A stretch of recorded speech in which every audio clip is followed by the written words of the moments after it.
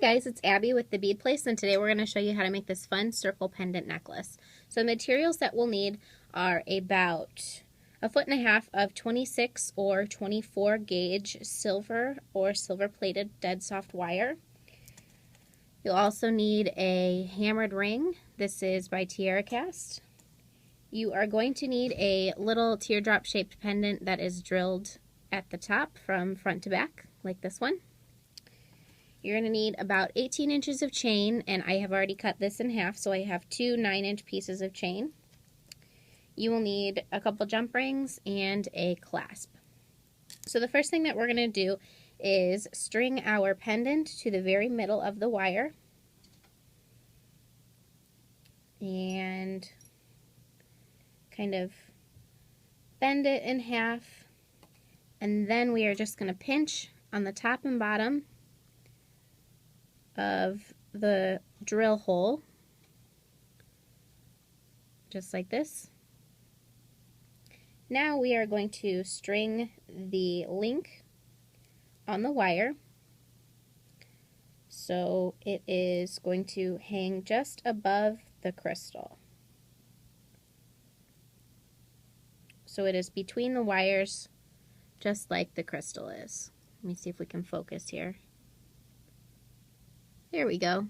So it's between the wires, just like that. Now what we're going to do is kind of pinch right where the wire and the crystal are, so you're stabilizing that drill, and as you're coiling, the crystal won't shatter. So we are going to take one side of the wire and just coil around the loop, or coil around the link, I should say, a couple times. So I'm just bringing the wire through the loop and making coils just like this. I'm going to turn it around and do the same thing on the other side. So bring the wire through the link and coil. Now you want to keep your coils kind of tight. The first couple don't have to be so tight as you're doing them, but then you want to go back in and adjust them so that they are tight. So you see how this coil is kind of loose. What I'm going to do is just take my fingertips and push the coils together. And then you can kind of pull on the end of the wire like this in order to tighten them.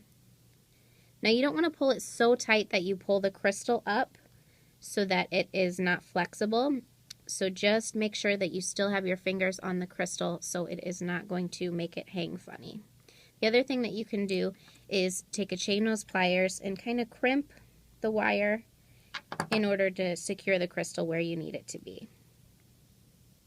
So what I'm going to do is continue spiraling until I have the wire at about 10 and 2. So like if your crystal is 12 o'clock, you're going to spiral until you have both sides ending at 10 and 2. Now, the more you work with the wire, the harder it's going to get.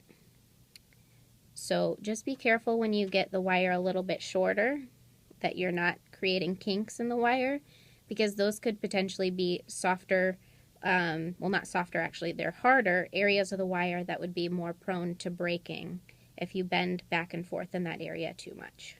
So since the wire is dead soft, you shouldn't have an issue with it, but just keep that in mind. And now as we're coiling, what you're going to want to do is adjust your coils as you go along so that they're nice and tight. It's a lot harder to adjust them when you've done all of your coils rather than as you're going along. So what I like to do is switch back and forth, and that way I'm sure to keep my tension even. And then I can straighten the wire as I'm coiling as well in order to prevent kinks. Now, the more you straighten the wire, the more likely it's going to be to harden, so just keep that in mind. And remember to kind of push the wires together in order to make it look uniform. So I'm just going to coil, coil, coil. And if you'd rather attach your chain closer to the top rather than at 10 and 2, that is a-okay. If you would rather 11 and 1, that's fine, but just keep it uniform. Now, you don't need to specifically count the number of coils that you're doing on either side, but it could help. I just kind of like to eyeball it. And also keep in mind that you don't want any of your coils to overlap, but if they do, it's no big deal. So you can just coil, coil, coil. And just for the sake of the video, I'm going to stop this one a little shy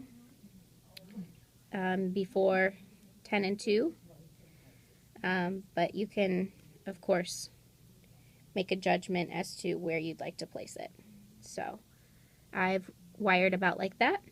And the next step is to string your end link of chain onto the wire and then coil a few more times.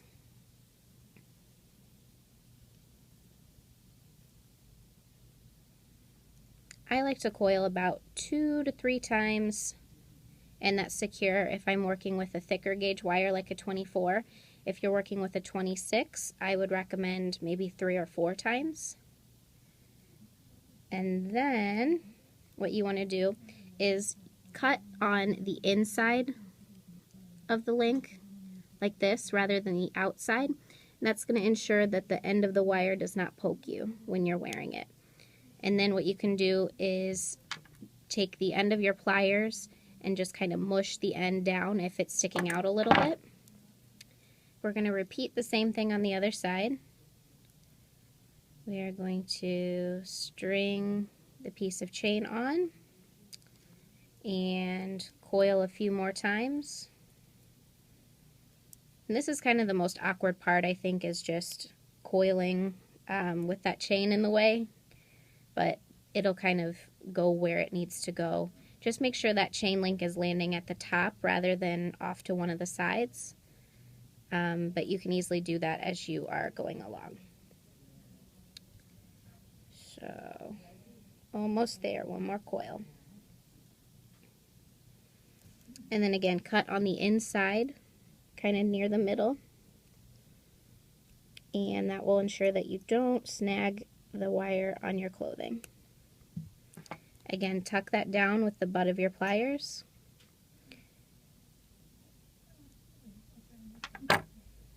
And then what we're going to do is use our chain nose pliers to open the jump ring, just like that. We're going to hook the jump ring into the end link of the chain and close it. Let me focus here. And close it just like that. Make sure it's flush, so touch it and kind of look from all angles.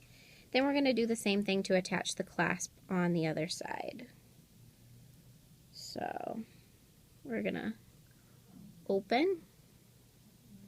Let me get closer to the camera so you can see. We've opened the jump ring in that direction. You're always going to open it this way and never this way. So again, we're going to put that into the end link of the chain, close it, and you have a finished necklace. So thanks for watching. All the materials came from beadplace.net. If you have any questions, leave them in the comments below. Make sure to give us a thumbs up, like the video, and subscribe if you'd like to see more.